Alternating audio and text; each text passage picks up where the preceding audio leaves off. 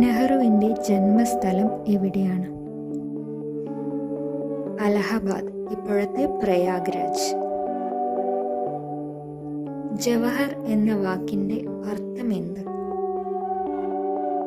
ഉത്തരം രത്നം. നെഹ്റു ഇന്ത്യയുടെ പ്രധാനമന്ത്രി ആയത് എപ്പോൾ? 1947 ഓഗസ്റ്റ് 15. ഇന്ത്യയുടെ രത്നം എന്ന് നെഹ്റു വിശേഷിപ്പിച്ച സംസ്ഥാനം ഏത്? ഉത്തരം മണിപ്പൂർ. നെഹ്റു അധ്യക്ഷത വഹിച്ച ആദ്യത്തെ കോൺഗ്രസ് സമ്മേളനം ഏത്? 1929 ലാഹോർ സമ്മേളനം. നെഹ്റു ആരംഭിച്ച പത്രം ഏത്? National Herald.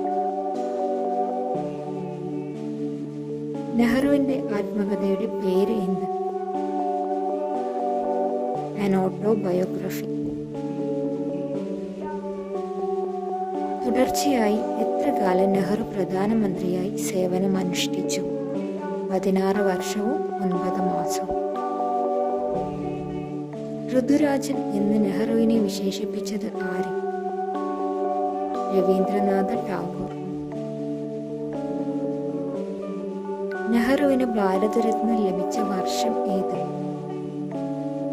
1955.